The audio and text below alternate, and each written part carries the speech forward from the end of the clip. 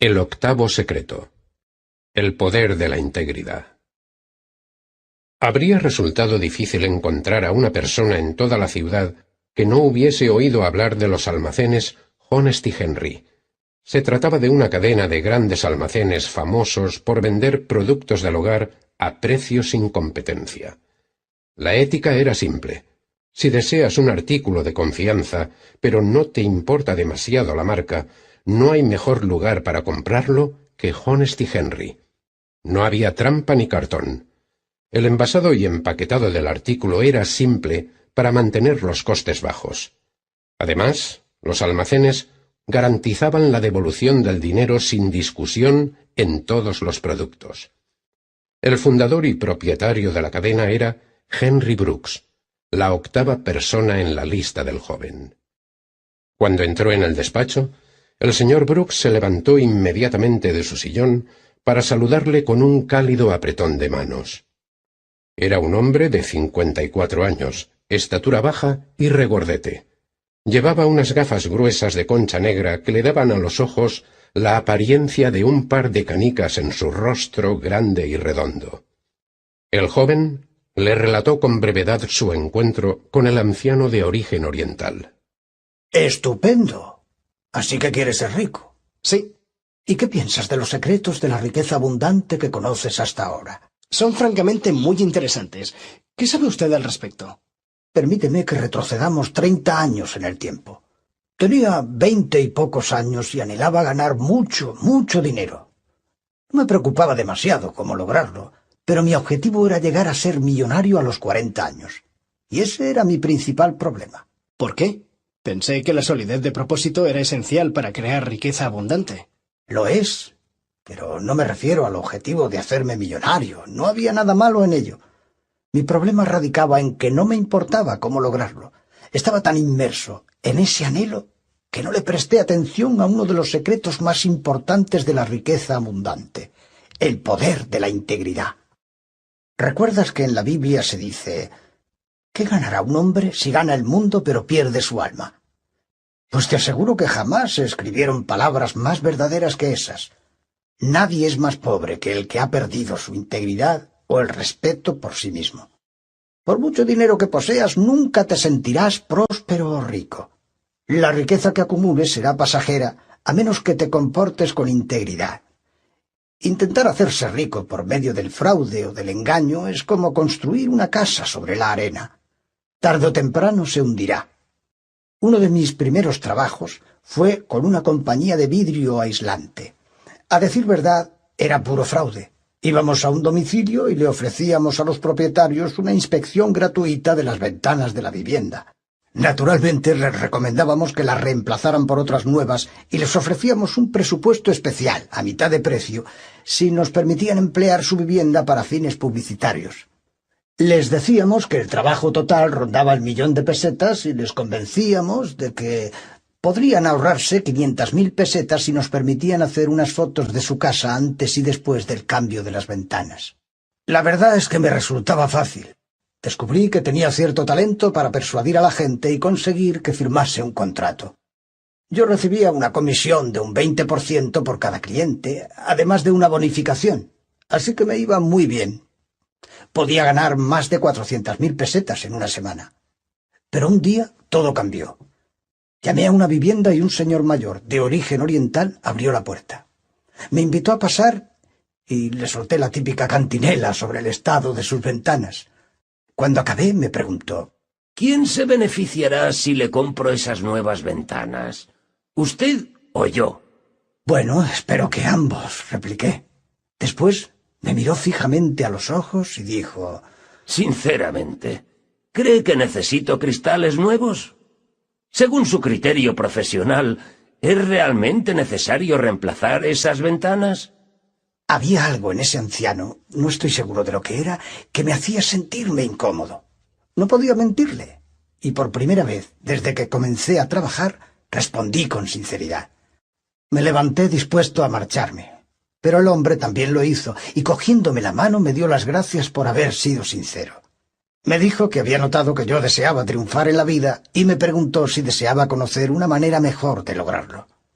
Obviamente sentí curiosidad, así que me volví a sentar para oír lo que tenía que ofrecer. Pensé que igual sabía de algún tipo de inversión con la que ganar mucho dinero, pero resultaron ser los secretos de la riqueza abundante. Me dio una lista de personas que según él podrían explicármelos en más detalle. Decidí ponerme en contacto con ellos para conocerlos y averiguar más al respecto. Los secretos cambiaron por completo mi actitud hacia la vida, y en consecuencia mi vida dio un giro. Entre otras cosas, al cabo de 2 años, mis ingresos se habían cuadruplicado. ¿Cómo lo logró? Empecé con un puesto de mercado de artículos para el hogar. A los 2 años ya había abierto mi propio establecimiento. 3 años más tarde tenía una cadena de 30 tiendas, y otros 2 después, el número ascendía a 75, con unos ingresos brutos de millones de libras esterlinas. ¿Y usted aduce su éxito a los secretos de la riqueza abundante? No me cabe la menor duda. Y el que más impacto tuvo en mi vida fue el poder de la integridad. ¿Integridad? Sí, una táctica honesta y con principios. ¿De verdad que ser honesto le ayudó a triunfar? Por supuesto. Si quieres triunfar y crear riqueza abundante, la honestidad y la integridad son esenciales, y te diré por qué. Primero, es muy difícil que una persona con un mínimo de conciencia se sienta bien consigo misma si en sus transacciones comerciales es deshonesta. Si no estás a gusto contigo mismo y con lo que haces, es muy difícil mantener la motivación. En segundo lugar, todo lo que hacemos en la vida se nos devuelve. ¿Sabes cómo funciona un boomerang? Sí, claro. Lo arrojas y vuelve a ti. Pues así es la vida. Es una de sus leyes más básicas y todos los libros de religión nos advierten sobre ella. La religión hindú la llama karma, la Biblia el juicio. Cosechas lo que siembras. Llámala como quieras, pero nadie puede eludirla. Nuestras acciones, nuestras palabras e incluso nuestros pensamientos son como un boomerang que siempre vuelve a quien lo arrojó. ¿Lo que usted insinúa es que si uno engaña a la gente, te acabarán engañando? Exactamente. Puede que no lo haga la misma persona a la que tú engañaste, pero siempre te ocurrirá. El joven pensó en su trabajo. A veces hacía cosas que no eran estrictamente honestas. La más obvia de ellas era, por ejemplo, engañar a su jefe y escabullirse del trabajo por motivos de enfermedad cuando realmente no estaba enfermo. Sabía que no estaba bien, pero su razonamiento era que como todo el mundo lo hacía, ¿por qué iba a ser el único en no hacerlo? ¿Qué haces si todo el mundo está haciendo algo deshonesto? Lo que otras personas hagan no es de tu incumbencia. Ellos tampoco pueden escapar de la ley del karma. Así que es un poco estúpido usar las acciones de los demás como justificación de nuestra propia conducta. Además, todo engaño y fraude sale a la luz tarde o temprano. Siempre acaban descubriéndonos, y cuando sucede, todo lo que hemos construido se derrumbará como una tonelada de ladrillos. Pero seamos realistas. La mayoría de las personas ricas son un tanto delictivas, ¿no? En absoluto. La noción de que las personas ricas son delincuentes es tan ridícula como sugerir que todos los pobres son santos. De hecho, siempre que encuentres pobreza, también encontrarás delincuencia. Los índices más altos de delincuencia se encuentran en las zonas más pobres. ¿Por qué es así? Porque la carencia y la pobreza son a veces excusas para la delincuencia. La riqueza abundante solo se logra mediante la honestidad y la integridad. Pero según mi propia experiencia, la mayoría de las personas en empresas y negocios engañan o hacen trampas. Me da la impresión de que te relacionas con la gente equivocada. Pero ¿por dónde trazas la línea que separa lo que está bien y lo que está mal? Especialmente si tus competidores son deshonestos. Lo más fácil es que cuando consideres un curso de acción a tomar, te hagas unas preguntas. La primera, ¿es legal? Si se trata de una actividad ilegal, te estás metiendo en problemas. La segunda, ¿es moralmente correcta? ¿Por qué habría de preocuparme por eso? Si no es ilegal, no puedes meterte en líos. Es cierto en lo que concierne a la policía y la ley. Pero recuerda que lo que hagas vuelve a ti. Si te ganas la vida de una manera que no es moralmente correcta, tarde o temprano saldrá a la luz. Y entonces, ¿cómo te sentirás cuando todo el mundo descubra tu conducta? Solo tienes que abrir el periódico para ver que los actos inmorales en negocios o en la vida personal pueden conducir a una persona a la ruina. El joven asintió con un gesto. Lo que nos lleva a la tercera pregunta que debes formularte. ¿Me hará sentirme orgulloso de mí mismo? Si no te sientes orgulloso de lo que haces es porque hay algo censurable en ello. La cuarta pregunta es, ¿me agradaría que mi familia sepa lo que voy a hacer? ¿Estaría tu madre orgullosa de ti si se enterase?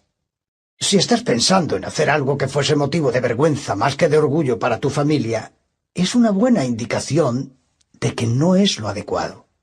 Y por último, ¿me respetaré a mí mismo después de hacerlo? Si estás a punto de hacer algo que ponga en entredicho tus principios, estarás sacrificando el respeto por ti mismo.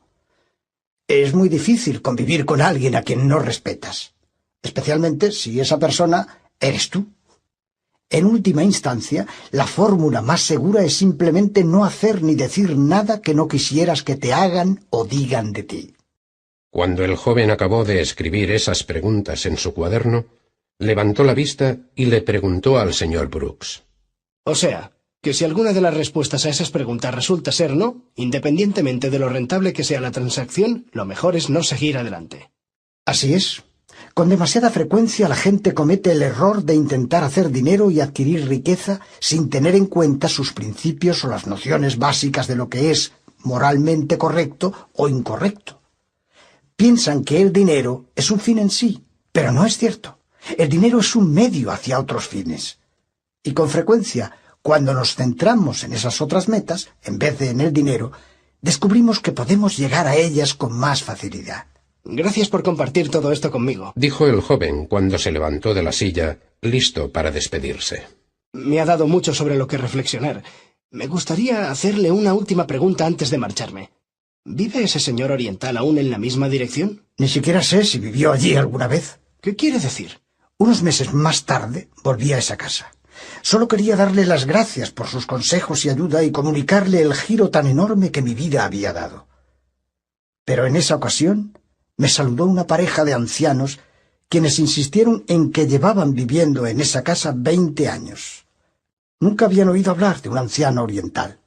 También le pregunté a los vecinos, pero nadie sabía nada de él.